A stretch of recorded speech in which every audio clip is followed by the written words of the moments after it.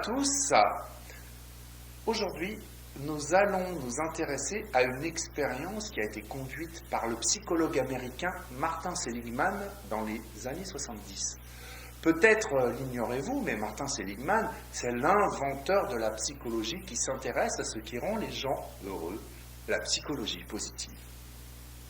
Bon, l'expérience est, c'est vrai, un peu cruelle, et je ne crois pas que les défenseurs de la cause animale laisseraient faire ça aujourd'hui.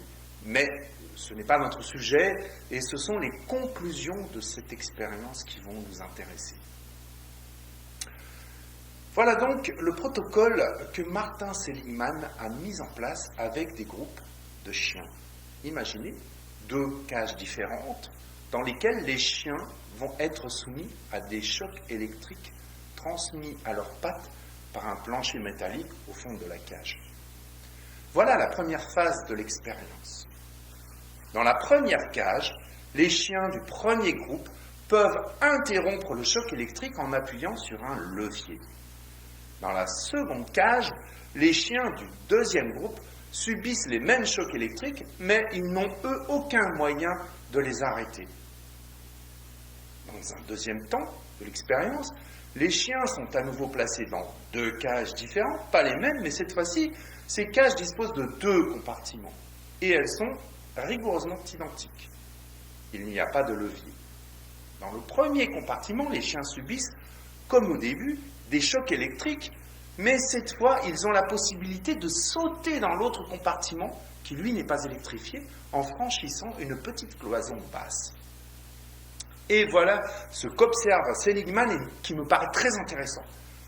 Presque tous les chiens qui avaient reçu des chocs inévitables, impossibles à arrêter dans la première partie de l'expérience, rappelez-vous, ils n'avaient pas de levier pour couper l'électricité, eh bien, ces chiens gémissaient à cause de la douleur des chocs électriques, mais ils restaient passifs et immobiles, alors qu'ils auraient pu facilement sauter dans l'autre compartiment. Par contre, Seligman observa que les chiens qui avaient pu éviter les chocs électriques en appuyant sur le fameux levier dans la première série d'expériences, eh bien, ces chiens-là sautaient par-dessus la cloison, la petite cloison basse, pour échapper aux chocs électriques. Étonnant, non ? Seligman remarqua également que s'il intervenait pour transférer les chiens apathiques dans le compartiment sans électricité, ceux-ci réapprenaient à fuir en cas de douleur.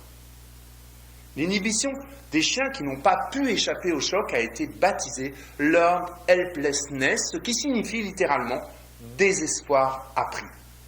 Cette expression a été traduite en français par « l'impuissance apprise ». Et ces résultats peuvent être facilement transposés au genre humain. Subir un traumatisme qu'on ne peut pas éviter, cela réduit la motivation des gens. Ils n'ont pas envie de chercher des solutions ni d'apprendre de nouvelles réponses. Ils sont dans un état d'anxiété et de stress. Et nous pouvons aussi étendre cette expérience à l'éducation des enfants. Placés dans un contexte de violence, d'échec et de punition systématique contre lesquels ils se sentent impuissants, les enfants se résignent. Ils renoncent à chercher des solutions, ils n'ont pas d'espoir que les choses s'améliorent. Alors, ils perdent confiance en eux et dans leur capacité à faire bouger les choses. Ils deviennent pessimistes, apathiques et subissent les événements désagréables sans chercher à les contrôler ou à leur échapper, même quand ils auraient la possibilité de le faire. Ils ont acquis un sentiment d'impuissance qui les rend incapables d'agir face aux difficultés qu'ils rencontrent.